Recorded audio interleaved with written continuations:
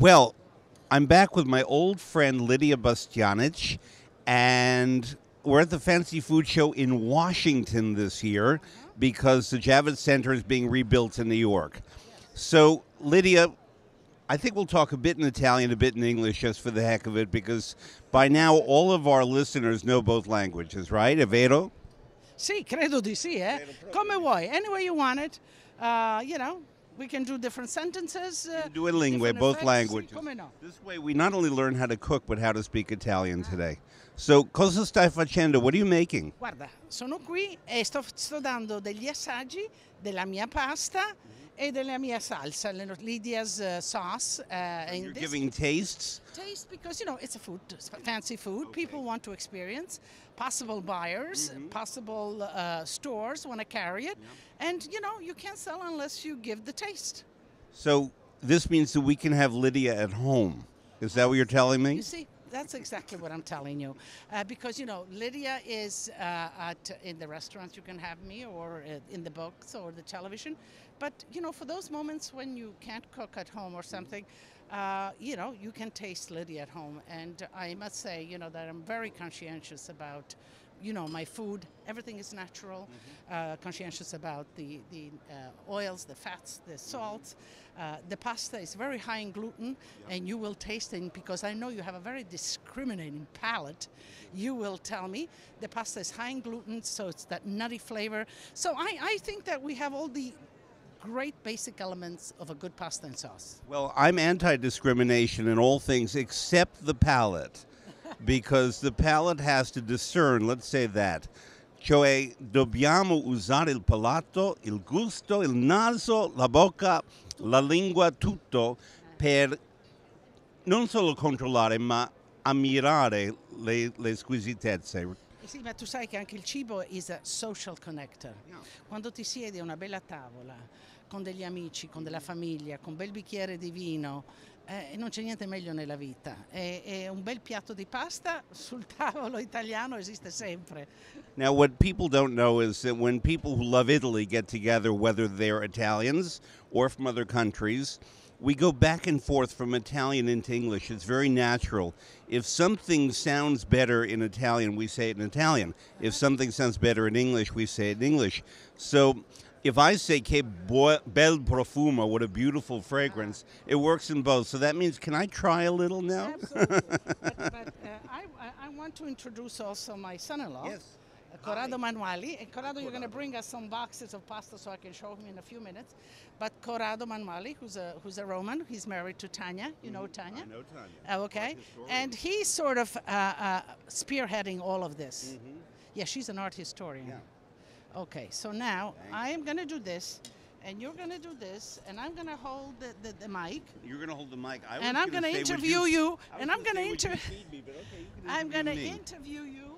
Now, watch how it works. Oh. You know, but sometimes. So you only take one piece. You really stab it well. I take one. I want to really savor it. Smell it briefly. You go wild from the fragrance. And you lose it because you're already panicking from the anticipation. Because what's happening here, we have beautiful fresh tomato. We have a hint of garlic. We have very nice oil. I'm not reading, by the way. I don't know if there's salt. If there is, there's just a touch, because sometimes salt is too much. I think maybe the salt is in the cooking water of the pasta. It is, because I'm very conscious of the salt in the sauce. It's really not salty. A lot of times you run into... Isn't it fresh? Because all the ingredients are fresh. Yeah. It's, there's no dry ingredients. There's no sugar in there. Right. Everything, the carrots, the onions, the garlic, everything, the tomatoes, everything is fresh. By the way, why is it, I know you wrote an Italian-American cookbook, that many Americans think you're supposed to add sugar to tomato sauce? Well, because the tomatoes, the tomatoes that are used here in America, the salad tomatoes, have a lot of pits and a lot of juice, so they're acidic, and the pits render it bitter.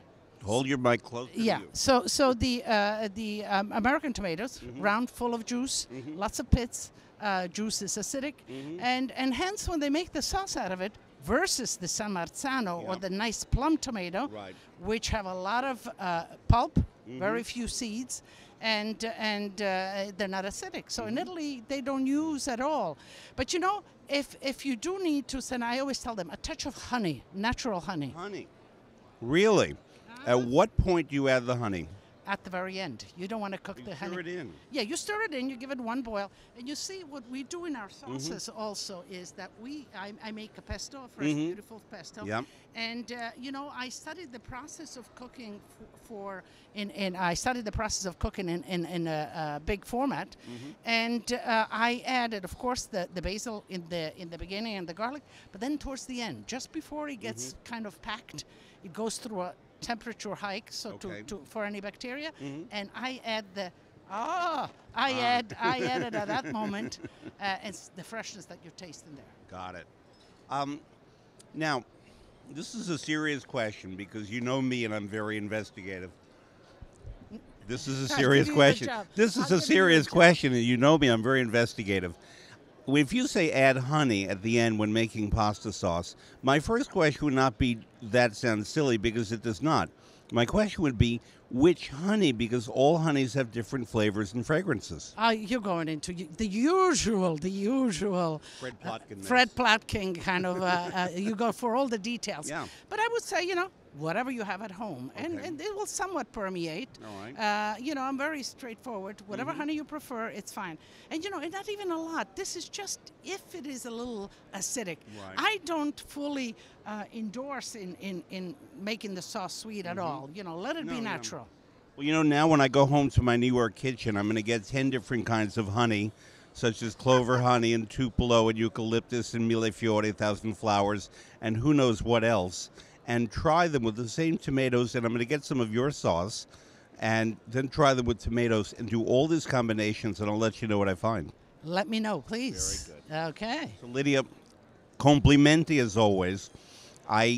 You know, you were saying we can have Lydia at home, Lydia in the kitchen, Lydia in almost every room of the house, but I always used to think that they cloned you, and there were 8 of you, one in Kansas City, one in Pittsburgh, one in New York, one in Italy, one in England, and yet it's you everywhere. But everything you sample, everything you produce has quality, and that's what I love. And I wouldn't say this because people know me.